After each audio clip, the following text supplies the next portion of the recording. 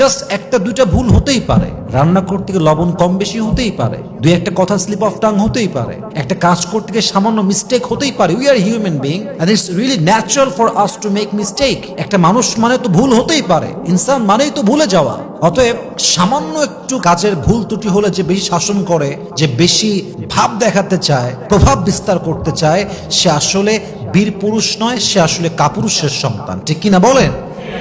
বউকে রেখে অন্য নারীর প্রতি খুব তার টান, মানে যত সব গুণ অন্য নারীর মাঝে আছে, তার বউটা হচ্ছে সবচেয়ে আনকোয়ালিফাইড, আনকালচার। তার বউয়ের মাঝে যেন কোনো গুণই সে খুঁজে পায় না। এরকম আছে না নাই? স্বামীর এমন কিছু অন্যায় আছে যে স্বামীর অন্যায়ের জন্য স্ত্রী শেষ হয়ে যায়। স্বামীর ত্রুটির জন্য, স্বামীর ভুলের জন্য অনেক সময় সংসারটা ভেঙে চুরে চূর্ণ বিচূর্ণ হয়ে যায়। এবং আমি মনে করি যে আমি যে কথাগুলো এখন বলতে যাচ্ছি প্রত্যেকটা হাজব্যান্ডের শোনা উচিত, প্রত্যেকটা ওয়াইফের শোনা উচিত। কারণ সংসারটা হচ্ছে সোনার হরিণ, এটাকে সবাই ধরে রাখতে পারে না। একটা সুখী সংসার সবাই বিলং করতে পারে না, একটা সুখী সংসার সবাই চাইলেও পায় না। মূল কথা কি জানেন?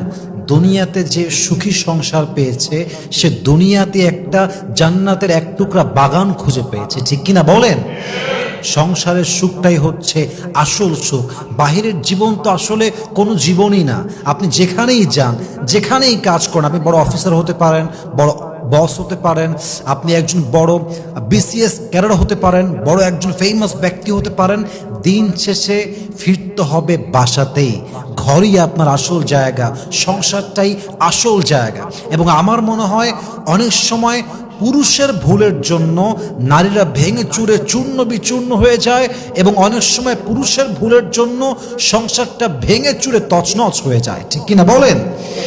আমি যে কথাগুলো বলছি আমার ওয়াজের এই মাঝখানের কথাগুলো অবশ্যই ট্রাই করবেন নিজেও শোনার জন্য, প্রত্যেকটা স্বামীর কাছে পৌঁছে দেওয়ার জন্য। বলেন সবাই ইনশাআল্লাহ।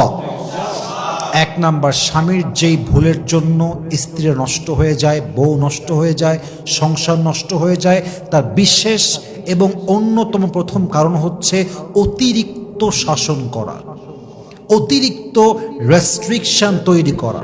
কিছু স্বামী আছে দেখবেন, মানে এতটাই নিকৃষ্ট কোয়ালিটির স্বামী, যদি পানির গ্লাসটাও পড়ে যায় কুত্তার মতো ব্যবহার করে, কুকুরের মতো ব্যবহার করে।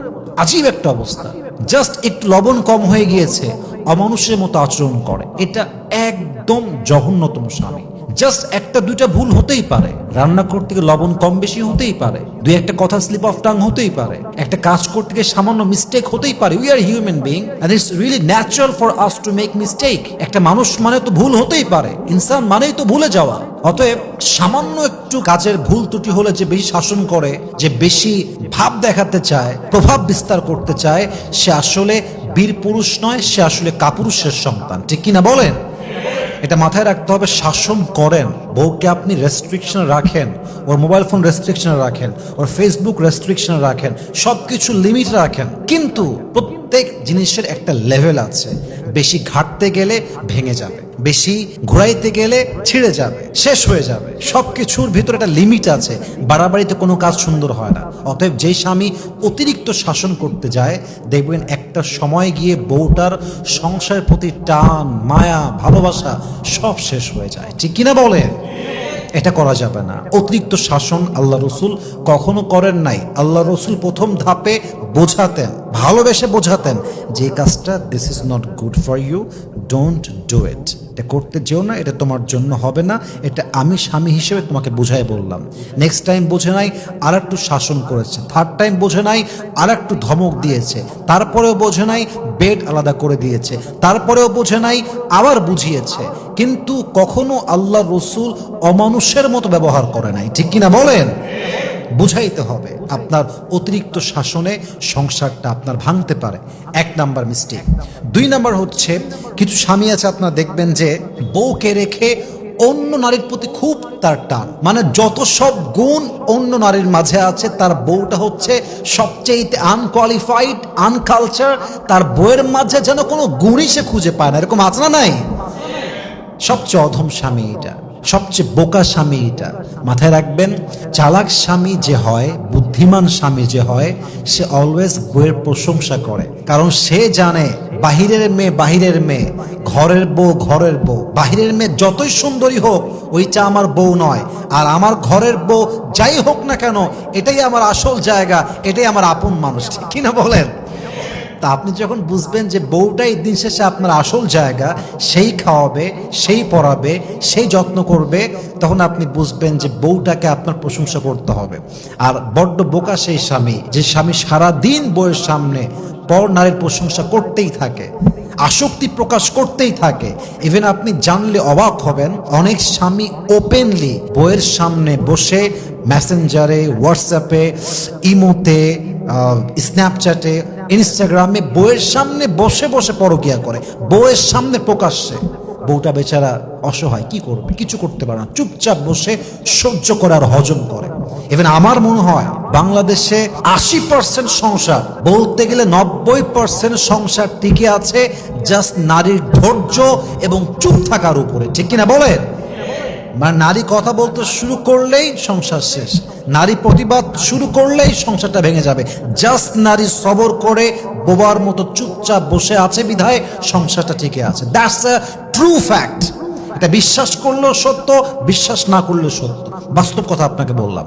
অতএব মাথায় রাখতে হবে, যেই স্বামী পরনারীতে আসক্ত হয় তার বউটা সংসার প্রতি মন দিতে পারে না, নিবেদিত প্রাণ হয়ে কাজ করতে পারে না, সে স্বামীর প্রতি আর আগের মতো ভালোবাসাটা প্রকাশ করতে পারে না, এবং এই পুরুষের পরকীয়ার জন্য অনেক সময় বউ তার সংসার ছাড়তে বাধ্য হয়, ঠিক কিনা বলেন?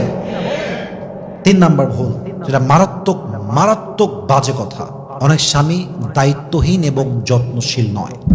একদম যত্নহীন একটা মানুষ, বউটার কি দরকার, কখন দরকার খেয়ালই রাখে না।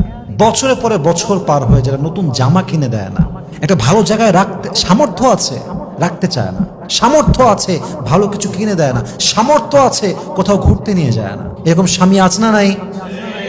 এই যত্নহীন হওয়ার জন্য একটা সময় গিয়ে বউ আর এক পুরুষের সঙ্গে ভেগে যায়, পরকীয়ায় জড়িয়ে যায়। আর এটাও সত্য যে অনেক বউ পরকীয়ায় আসক্ত হয়। পরকীয়ায় আসক্ত হওয়ার তার প্রধান এবং মূল কারণ হচ্ছে তার স্বামী যত্নহীন এবং তার স্বামী একজন দায়িত্বহীন পুরুষ, ঠিক কিনা বলেন? একজন স্বামী যদি দায়িত্বশীল হয়, যত্নবান হয়, একজন আদর্শবান মায়ের সন্তান কখনো স্বামীকে বাদ দিয়ে পরকীয়ায় জড়াতে পারে না। স্বামী যত্নশীল হওয়ার পরে, দায়িত্ববান হওয়ার পরে, অনেস্ট হওয়ার পরে, সব কিছু প্রোভাইড করার পরেও যেই মেয়ে পরকীয়া করে, আমি আসিফ হুজুর কাগজে কলমে স্ট্যাম্প করে সই করে দিব, এই মেয়ে যেখানেই পরকীয়া করুক, যেখানেই প্রেম করুক, এর যেখানেই বিয়ে হোক, ও সুখের সন্ধান আজীবনেও খুঁজে পাবে না, ঠিক কিনা বলেন?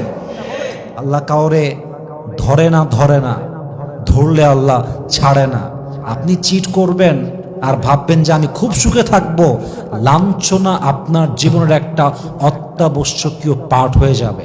যে মানুষকে ঠকায়, চিট করে, এত অনেস্ট থাকার পরও স্বামীকে ঠকায়, বউকে ঠকায়, এ যেখানেই বিয়ে করুক, এ যেখানেই যাক, এ মনের শান্তি কখনোই খুঁজে হবে না, কারণ আল্লাহ নিজেই তার মনের শান্তি হারাই দিবে, ঠিক কিনা বলে?